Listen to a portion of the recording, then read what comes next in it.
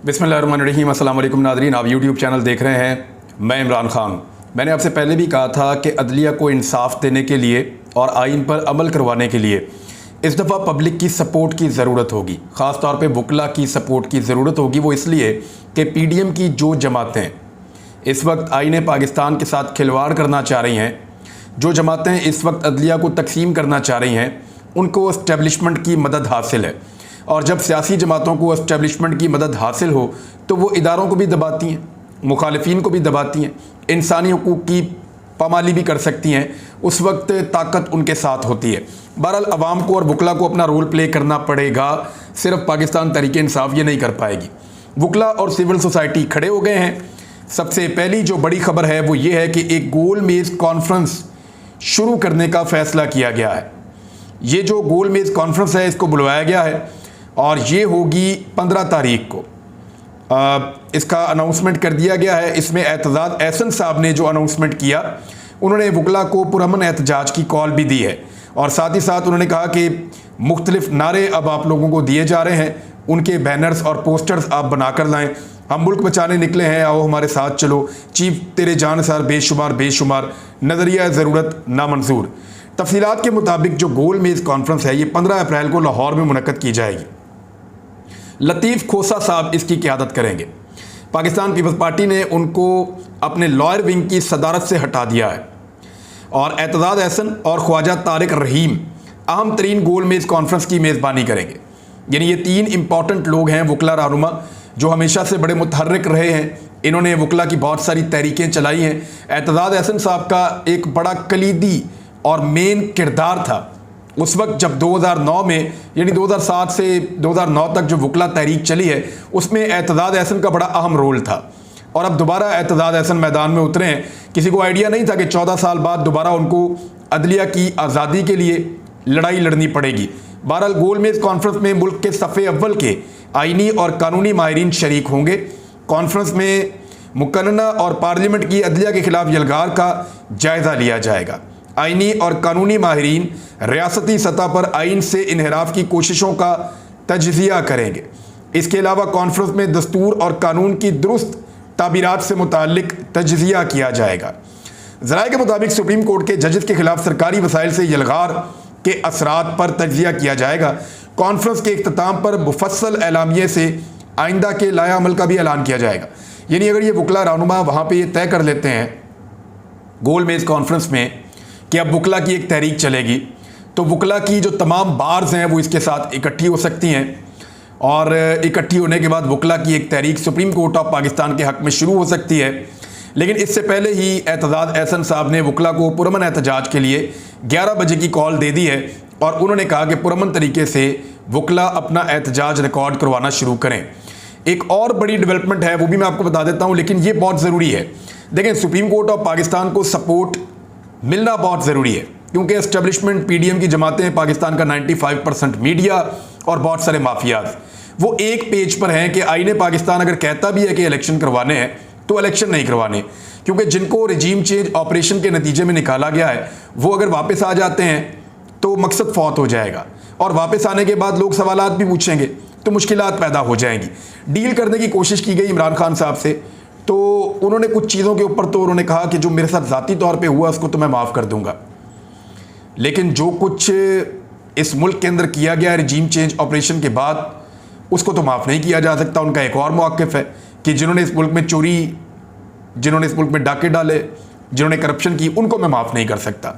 तो यही तो सबसे बड़े मसाइल हैं। चीफ जस्टिस और कादी फ़ायद ईसा साहब की दूसरी अहम मुलाकात हुई है। ज़राए के मुताबिक चीफ जस्टिस और कादी फ़ायद ईसा के दरमियान अहम मुलाकात आधे घंटे तक जारी रही है। ये खबर एक्सप्रेस न्यूज़ ने रिपोर्ट की, मैं वहाँ से आपको दे रहा हूँ और भी बहुत सारे मीडिया ने की है। इसमें होने वाली मुशावरत के बाद ही जस्टिस कादी फ़ायद ईसा ने पार्लियामेंट के इजलास में शिरकत के हवाले से अपना वजाहती बयान जारी किया। ज़राए का कहना है कि दोनों जजेस के दरमियान ये एक मुलाकात हुई और एक तवील मुलाकात थी। इससे पहले भी एक मुलाकात हो चुकी है, तो ये दूसरी मुलाकात है। और जो जस्टिस कादी फ़ायद ईसा हैं उन्होंने एक वजाहती बयान जारी कर दिया इस हवाले से कि उन्होंने पार्लियामेंट के इजलास में शिरकत क्यों की और क्या मामला वहाँ पे हुए। ज़रा ये बयान भी मैं आपको पढ़ के बता देता हूँ। कादी फ़ायद ईसा साहब ने कहा कि सुप्रीम कोर्ट के तमाम जजों को इस्लामी जमहूरिया पाकिस्तान के आइन की गोल्डन जुबली मनाने की दावत दी गई। उन्होंने कहा कि यह दावत कबूल करने से कबल मालूमात हासिल की गई थी कि क्या सियासी तकरीरें वहाँ पे की जाएंगी और यकीन दहानियाँ करवाई गई थी कि सिर्फ आइन और उसके बनाने के मुतालिक बात की जाएगी, जबकि मुझे भेजे गए प्रोग्राम में उसकी तस्दीक भी की गई थी। उनका कहना था कि इस नुक्ते की वजाहत मेरे अमले ने कौमी असम्बली के डिप्टी डायरेक्टर से करवाई और फिर खुद मैंने स्पीकर से बराह रास्त बात की और इसके बाद ही दावत कबूल की, क्योंकि मैं आइन के साथ इजहार यकजहती करना चाहता था। सुप्रीम कोर्ट के सीनियर जज ने कहा कि मुझसे पूछा गया कि आप तकरीर करेंगे और मैंने माजरत कर दी थी, लेकिन जब मैंने बाद तकरीरों में सियासी बयानात सुने तो फिर मैंने बात करने के लिए दरख्वास्त की ताकि किसी मुमकिन गलतफहमी का अजाला हो सके और फिर बात की। उनका कहना था कि यह अमर बाइस हैरत है कि बाज़ लोगों को इस बात पर एतराज़ है मैं कहाँ बैठा था या मैंने आइन की याद मनाने की तकरीब में शिरकत क्यों की थी। मैं हॉल के एक कोने में या गैलरी में बैठने को तरजीह देता, लेकिन अदलिया के एक फ़र्द की इज़्ज़त अफजाई के लिए मुझे दरमियान में बिठाया गया। मैंने बैठने के लिए खुद वो जगह नहीं चुनी थी।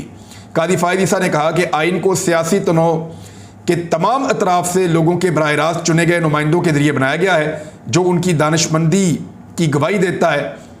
इसने कामयाबी के लिए बानी के नस्बुलैन, इत्तेहाद, यकीन और नज़म की तौसीक की है और साबित किया है कि अगर लोगों के मफाद को मुकद्दम रखा जाए तो सबसे ज़्यादा गुंजलक मसाइल भी इखलास और जज्बे के ज़रिए हल किए जा सकते हैं।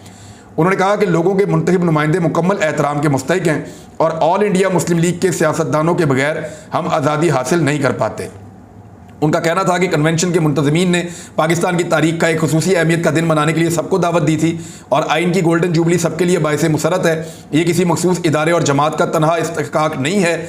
आइन की अहमियत सब पर वादे की जानी चाहिए और ऐसा मुसलसल करना चाहिए।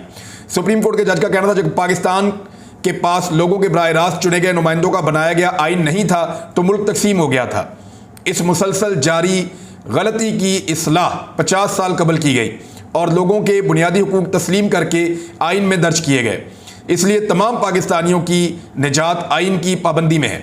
जस्टिस कादी फ़ायद ईसा ने कहा कि शहरियों का बेहतरीन मफाद इसी में है कि तकसीम के बीज ना बोए जाएं और आइन का मनाया जाना हमारी तारीख के अहम तरीन लम्हात में से एक है जिसे मनाना ज़रूरी है। मेरा एक सवाल है छोटा सा, मेरे दिमाग में आ रहा है, वो ये है कि आइन का दिन मनाना ज़रूरी है या आइन पर अमल दरामद ज़रूरी है? क्या ये असम्बली जहाँ पे कादी फ़ायद ईसा साहब बैठे या ये लोग जिनके साथ कादी फ़ायद ईसा साहब बैठे, यहाँ पे आइन पे अमल दरामद हो रहा है? क्या यहाँ पे आइन की सरबुलंदी के लिए काम हो रहा है या यहाँ पे आइन को पसे पुष्ट डाला जा रहा है और आइन शिकनी हो रही है? लगातार आइन शिकनी हो रही है, जो वकला कह रहे हैं, वकला रहनुमा कह रहे हैं। अगर आइन पर अमल दरामद ज़रूरी नहीं है तो फिर इसका दिन मनाना तो मुनाफकत होगी। यानी एक चीज़ के ऊपर आपने अमल दरामद ही नहीं करना तो उसका दिन क्यों मनाना है? ये तो मुनाफकत है। ये तो ऐसी है कि जैसे 900 चूहे खाकर बिल्ली हज पर चली। ये मिसाल है एक, और ये इसी तरह की मिसाल बनती है। फवाद चौधरी साहब ने बयान दिया, उन्होंने कहा जी कि कादी फ़ायद ईसा के खिलाफ जो है वो एक जज्बात हैं वकला के। उन्होंने कहा पार्लियामेंट में बैठने से वकला बरादरी नाराज़ है कादी फ़ायद ईसा साहब से। ये फवाद चौधरी साहब ने कहा और कादी फ़ायद ईसा साहब के खिलाफ रेफरेंस भी दायर कर दिया गया है और ये भी कहा गया है, एक और दरख्वास्त दी गई है कि उनके खिलाफ रेफरेंस की जल्द समाअत की जाए और उसके लिए मुतफर्रिक दरख्वास्त दायर कर दी गई है। तो ये गुजरांवाला बार ने रेफरेंस में कहा है कि जस्टिस कादी फ़ायद ईसा बुलंद किरदार और अफकार के इजहार के पाबंद थे। वो इदारों और शख्सियात के खिलाफ खतूत मीडिया को जारी करते रहे। 10 अप्रैल को वो पार्लियामेंट जा पहुँचे। उन्होंने मुतहस्सबाना ख्यालात के इजहार के लिए सियासी फोरम का इंतखाब किया और कादी फ़ायद ईसा साहब के ऊपर एलिगेशंस लगाए हैं और ये कहा गया है कि जल्द अज जल्द समाअत की जाए उनके खिलाफ जो रेफरेंस दायर किया गया है उसको लेकर। अब ये एक खिचड़ी पक रही है। एक तरफ हुकूमत है, उन्होंने पूरा अटैक किया हुआ है सुप्रीम कोर्ट ऑफ पाकिस्तान के जजेस के ऊपर। दूसरी तरफ जो बार्स हैं वो ये कह रही हैं कि कादी फ़ायद ईसा जो हैं उन्होंने भी ठीक नहीं किया और ये काम ठीक नहीं है जो उनकी तरफ से हुआ है। एक और ख़बर है और वो बड़ी इंटरेस्टिंग है। वो हुकूमत जो कहती है कि उनके पास पैसे नहीं हैं, वो पैसे नहीं दे सकती, उनके पास पैसे मौजूद नहीं हैं और 21 अरब रुपए इलेक्शन के लिए पंजाब में और खैबर पख्तूनख्वा में नहीं दे रहे। मामले को लेकर चले गए हैं पार्लियामेंट के अंदर, हालांकि पार्लियामेंट का उससे कोई लेना देना नहीं है। उसी हुकूमत ने जो है वो एहसन इकबाल साहब की ज़ेर सदारत CDWP का इजलास हुआ जिसमें तरक्याती मनसूबों के लिए 76 अरब रुपए से ज़ायद की रकम मंजूर कर दी गई है। यानी 4 गुना तकरीबन रकम मंजूर कर दी गई है मनसूबों के लिए। तकरीबन 4 गुना रकम मंजूर कर दी गई है तरक्याती मनसूबों के लिए, लेकिन इलेक्शन के लिए पैसे नहीं हैं। जिससे ये मुल्क आगे बढ़ेगा। अब यहाँ से आप अंदाज़ा कर लें कि तरक्याती मनसूबों के लिए तो पैसे निकाल रहे हैं, इससे पहले भी निकाले हैं, अभी भी निकाले हैं, आज भी निकाले हैं, आइंदा भी निकालेंगे। मंजूरी दी जा रही है, बार बार दी जा रही है, लेकिन इलेक्शन कमीशन ऑफ पाकिस्तान को पैसा नहीं दिया जा रहा है, क्योंकि इलेक्शन कमीशन ऑफ पाकिस्तान को पैसा देंगे तो इलेक्शन हो जाएगा, और इलेक्शन में जाने की इस वक्त सूरत हाल नहीं है। वकला ने इमरान खान साहब से दोबारा मुलाकात की है और मुकम्मल हमायत का ऐलान किया है। ये वकला इसी तरह इमरान खान साहब के साथ खड़े हो गए हैं जैसे परवेज़ मुशर्रफ के दौर में ये अपोजिशन की जमातों के साथ खड़े हो गए थे। मुझे अच्छी तरह याद है उस दौर में पीपल्स पार्टी, PMLN, ये ऐसी दो जमातें थी, और फजलुर रहमान साहब की पार्टी भी थी कुछ हद तक, थोड़ा बहुत वो विकेट के दोनों तरफ खेल रहे थे, उधर भी ताल्लुकात रखते थे, इधर भी रखते थे। लेकिन ये वो पॉलिटिकल पार्टीज़ थी जिन्होंने वकला की सपोर्ट हासिल की थी और बड़ी फंडिंग शंडिंग भी की थी, और इनके अपने जो लॉयर विंग्स हैं वो भी बड़े एक्टिवेट हो गए थे। और वकला की सपोर्ट मिलने के बाद परवेज़ मुशर्रफ साहब को बहुत कमज़ोर कर दिया गया था। इसी तरह आज वकला की सपोर्ट अकेले इमरान खान साहब की तरफ जाती हुई दिखाई दे रही है। वकला रहनुमाओं के अंदर तकसीम हो सकती है, लेकिन वकला बरादरी जो है वो बड़े पैमाने पर इमरान खान साहब के साथ खड़ी है। उन्हें यह लगता है कि आईने पाकिस्तान के मुताबिक 90 दिन के अंदर इलेक्शन करवाने का इमरान खान साहब का मुतालबा दुरुस्त है, और अगर आइन को पामाल किया गया तो ये अदलिया की तौहीन होगी, और वकला इसलिए इमरान खान साहब के साथ खड़े हो गए हैं। दूसरा, इंसानी हकूक़ की बदतरीन खिलाफ वर्जियाँ की जा रही हैं, वकला को गिरफ्तार किया जा रहा है, बाकी लोगों को गिरफ्तार किया जा रहा है। तो ऐसी सूरत हाल में वकला के जज्बात जो हैं वो भड़कने ही थे। दो खबरें और बहुत इंपॉर्टेंट हैं। सबसे पहले तो हुसैन हक्कानी वाला मामला है, उसको ज़रा आप अपने जहन में रखिएगा। लेकिन एक चीज़ मैं आपको बताऊँ, कादी फ़ायद ईसा साहब ने जो वजाहत जारी की है ना, उस पर सिद्दीक जान साहब ने एक बड़ी इंपॉर्टेंट इन्फॉर्मेशन दी है। ये बात अहम है कि ये वजाहत PRO ऑफिस की तरफ से जारी की गई है। PRO ऑफिस से कोई भी चीज़ चीफ जस्टिस पाकिस्तान की मंजूरी के बगैर जारी नहीं होती। अगर चीफ जस्टिस चाहते तो ये वजाहत जारी होने से रुकवा सकते थे, लेकिन उन्होंने ऐसा नहीं किया। ये खुश आइंद है। यानी कादी फ़ायद ईसा साहब की जो बात हुई है चीफ जस्टिस ऑफ पाकिस्तान से, मेरे ख्याल में वहाँ पे कुछ अदलिया के अंदर जो एक तकसीम पैदा करने की कोशिश की जा रही थी, उस पर कुछ हद तक दोनों साहिबान ने, सीनियर जजेस ने मिलकर, एक अभी चीफ जस्टिस हैं, एक आने वाले चीफ जस्टिस हैं, तो दोनों ने मिलकर ऐसा लगता है कि कुछ कंट्रोल किया है, और उसके बाद ये वजाहत जारी हुई है और चीफ जस्टिस ऑफ पाकिस्तान की मर्जी से जारी हुई है। अब आ रहे हैं हुसैन हक्कानी के मामले पे। अफवाज पाकिस्तान या ISPR का डिपार्टमेंट वो हमेशा सहाफ़ियों को ये बताता था कि हुसैन हक्कानी एक गद्दार है और उसने पाकिस्तान की फ़ौज के ख़िलाफ़ साजिश की थी। मेमोगेट स्कैंडल का भी नाम लिया जाता था, और बार बार हुसैन हक्कानी को चैलेंज किया जाता था कि पाकिस्तान आओ, और ये चैलेंज आसिफ गफूर साहब ने भी किया था। उन्होंने कहा कि हुसैन हक्कानी यहाँ आएँ और बताएं दहशतगर्दों के ठिकाने कहाँ हैं। ये इसलिए कहते थे कि हुसैन हक्कानी को पाकिस्तान में गिरफ्तार किया जा सकता था, उनके ऊपर मुकदमात थे, और पाकिस्तान में उनको एक गद्दार डिक्लेयर किया गया था पाकिस्तान की अफवाज की जानिब से। और बार बार ये बातें ISPR की जानिब से हमें सुनने को मिलती थी, ऑन द रिकॉर्ड भी, ऑफ द रिकॉर्ड भी, और उनके ऊपर केसेस भी थे, और फिर जिस तरह वो पाकिस्तान से हुसैन हक्कानी को जाना पड़ा। लेकिन अब बात यह है कि हुसैन हक्कानी ने क्लेम किया है कि जनरल बाजवा खुद बताएं कि वो मुझसे मिलने क्यों आए थे। यानी एक तरफ हमें यह बताया जा रहा है कि हुसैन हक्कानी गद्दार है, पाकिस्तान का मुखालिफ है, पाकिस्तान की फ़ौज से नफरत करता है, पाकिस्तान की फ़ौज के खिलाफ साजिश की है, और दूसरी तरफ पाकिस्तान की फ़ौज के chief of the army staff general Qamar Javed Bajwa Husain Haqqani से मुलाकात करते हैं। और इस पर एक अजहर मशवानी की ट्वीट है, मैं वो पढ़ के आपको सुना देता हूँ एज इट इज़।